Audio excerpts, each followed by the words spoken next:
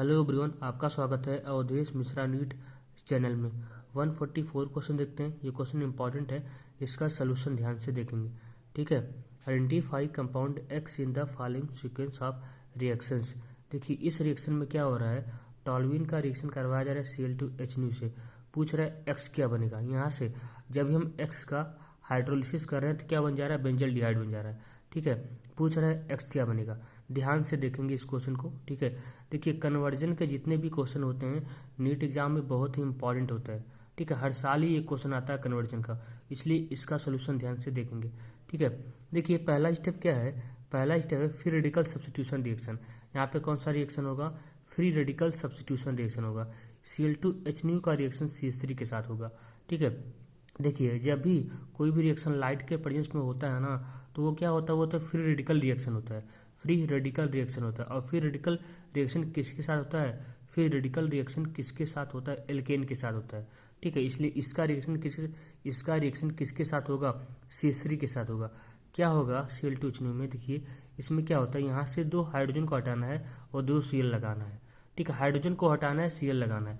Free radical substitution reaction.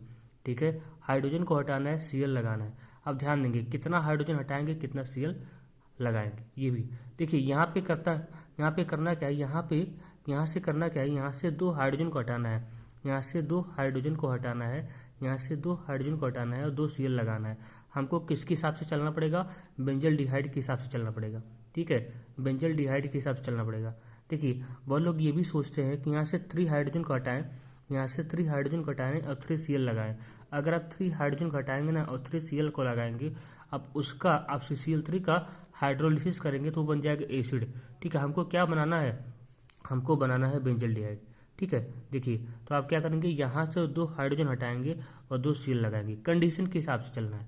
ठीक है। देखिए आपका प्रोडक्ट है बेंजल डिहाइड, हमको ये बनाना है।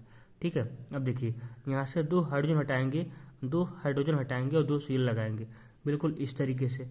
अब क्या होगा, अब आपका एक्स बन गया, क्या बन गया, एक्स बन गया। अब एक्स का कर देंगे हाइड्रोलिसिस करेंगे। ठीक है। देखिए एक्स का करेंगे एक्स का कर देंगे हाइड्रोलिसिस। देखिए क्या होता है, यहाँ से 2 Cl हट जाएगा, यहाँ से 2 Cl हट जाएगा और लग जाएगा 2 OH।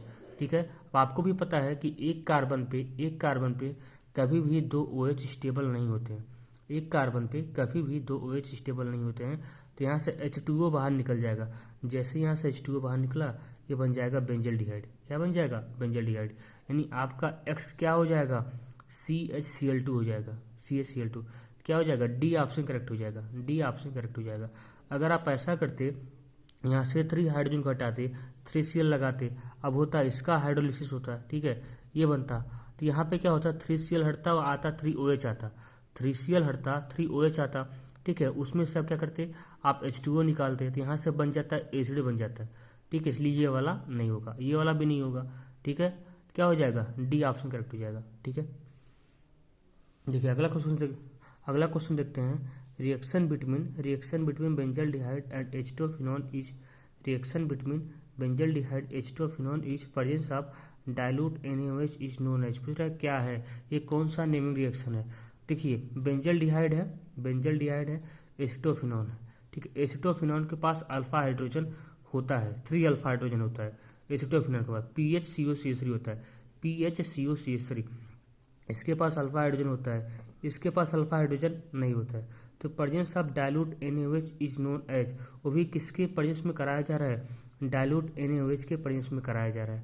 ठीक है। देखिए ये है क्रॉस एल्डोल रिएक्शन। कौन सा रिएक्शन है, क्रॉस एल्डोल रिएक्शन। देखिए क्रॉस एल्डोल रिएक्शन में क्या होता है, किसी एक के पास देखिए किसी एक के पास तो अल्फा हाइड्रोजन होगा और किसी एक के पास अल्फा हाइड्रोजन नहीं होगा। ऐसा भी होता है क्रॉस एल्डोल में। ठीक है, ऐसा नहीं कि दोनों के पास अल्फा हाइड्रोजन हो।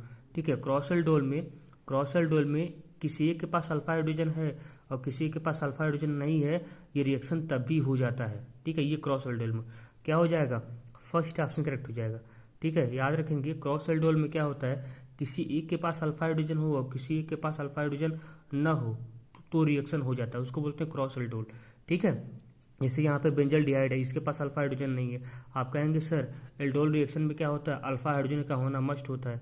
हाँ होता है, लेकिन क्रॉस एल्डोल में क्या होता है, अगर किसी एक के पास अल्फा हाइड्रोजन है और किसी एक के पास अल्फा हाइड्रोजन नहीं है तभी काम चल जाता है। जैसे H2 फिनॉल के पास अल्फा हाइड्रोजन है, इसके पास नहीं है, तभी रिएक्शन हो जाएगा। ठीक है, ऐसा नहीं होगा कि दोनों के पास अल्फा हाइड्रोजन ना हो। ठीक है, हाँ दोनों के पास अल्फा हाइड्रोजन दोनों के पास अल्फा हाइड्रोजन होगा, ऐसा भी होता है, दोनों के पास अल्फा हाइड्रोजन होगा। ठीक है, देखो ये वाला एक ही केस आता है। ठीक है, क्रॉस एल्डोल में क्या होता है कि किसी एक के पास अल्फा हाइड्रोजन होगा, किसी एक के पास अल्फा हाइड्रोजन नहीं होगा, ये केवल एक ही केस आता है। बाकी में दोनों के पास अल्फा हाइड्रोजन होता है, बाकी में दोनों के पास अल्फा हाइड्रोजन होता है। क्रॉस एल्डोल मतलब डिफरेंट हो, एक एल्डिहाइड हो एक कीटोन हो, या दोनों एल्डिहाइड हो दोनों डिफरेंट हो, दोनों एल्डिहाइड हो और दोनों ही डिफरेंट हो। इसे एक एसिटल्डिहाइड हो, एक एक एक एसिटल्डिहाइड हो। ठीक है, एक एसिटल्डिहाइड हो, एक CH3CHO हो, एक आपका एसीटोन हो, इस तरीके से हो। ठीक है, मतलब या तो दोनों कीटोन हो लेकिन दोनों कीटोन डिफरेंट रहने चाहिए, या तो दोनों एल्डिहाइड हो दोनों एल्डिहाइड डिफरेंट रहने चाहिए। ठीक है, ऐसा हो। ठीक है, तो क्या हो जाएगा, फर्स्ट ऑप्शन करेक्ट हो जाएगा। ठीक है, क्रॉस एल्डोल होता है, क्रॉस एल्डोल कंडेंसेशन रिएक्शन, तो फर्स्ट ऑप्शन करेक्ट हो जाएगा। ठीक है, अब देखिए अगला क्वेश्चन देखते हैं। देखिए बेंजल डिहाइड का रिएक्शन कराया जा रहा है, बेंजल डिहाइड का रिएक्शन कराया जा रहा है CH3CHO के साथ, बेंजल डिहाइड का रिएक्शन कराया जा रहा है CH3CHO के साथ। पूछ रहा है क्या प्रोडक्ट बनेगा। देखिए ये भी क्रॉस एल्डोल रिएक्शन है, ये भी कौन सा रिएक्शन है, ये भी क्रॉस एल्डोल रिएक्शन है। देखिए इसके पास तो अल्फा हाइड्रोजन नहीं है लेकिन इसके पास अल्फा हाइड्रोजन है, रिएक्शन तभी हो जाएगा, रिएक्शन तभी हो जाएगा। हालांकि एल्डोल रिएक्शन शो करने के लिए अल्फा हाइड्रोजन का होना मस्ट होता है, लेकिन क्रॉस एल्डोल में अगर अल्फा हाइड्रोजन किसी एक के पास नहीं है ये तभी काम चल जाता है। इसके पास नहीं है, इसके पास है। देखिए इस रिएक्शन को आप कैसे करेंगे, इसका रिएक्शन करवाया जा रहा है डायल्यूट एनएच ऑफ हीट। देखिए जब भी हीट हो ना, जब भी हीट हो आपको कुछ नहीं करना है, जब भी हीट दे दिया जाए, जब भी डायल्यूट एनएच हीट दे दिया जाए आपको कुछ नहीं करना है। देखिए जिसके पास अल्फा हाइड्रोजन है उसका अल्फा हाइड्रोजन यूज कीजिए, और हीट का मतलब क्या होता है H2O का बाहर निकलना, हीट का मतलब क्या होता है H2O का बाहर निकलना। देखिए जिसके पास अल्फा हाइड्रोजन है उसका आप यूज करेंगे हाइड्रोजन, ये देखिए इसके पास ऑक्सीजन है इसका आप यूज करेंगे ऑक्सीजन, यहाँ से H2O बाहर निकाल देंगे और इस कार्बन को इस कार्बन से डबल बॉन्ड से जोड़ देंगे, आपको आपका प्रोडक्ट मिल जाएगा। ठीक है, देखिए कैसे, देखिए इसका ऑक्सीजन यूज कर लिए और इसका अल्फा हाइड्रोजन यूज कर लिए। ठीक है, CH3CHO का, यहाँ से H2O बाहर निकाल दीजिए। ठीक है, और इस कार्बन से डबल बॉन्ड से जोड़ दिए। ठीक है, आपको आपका प्रोडक्ट मिल जाएगा। क्या हो जाएगा, फर्स्ट ऑप्शन करेक्ट हो जाएगा, PH double bond CH double bond CH CHO। ठीक है, क्या हो जाएगा, फर्स्ट ऑप्शन करेक्ट हो जाएगा। नहीं तो आप क्या करते, पहले एल्डोल बनाते। ठीक है, पहले एल्डोल बनाते फिर वहाँ से H2O निकालते, थोड़ा सा लंबा प्रोसेस हो जाता है। ठीक है, ये इजी प्रोसेस है, ये जल्दी प्रोसेस है। ठीक है, तो क्या हो जाएगा, फर्स्ट ऑप्शन करेक्ट हो जाएगा। ठीक है, ऐसा क्वेश्चन नीट एग्जाम में आता जरूर है। ठीक है, इस बार भी आया था। ठीक है।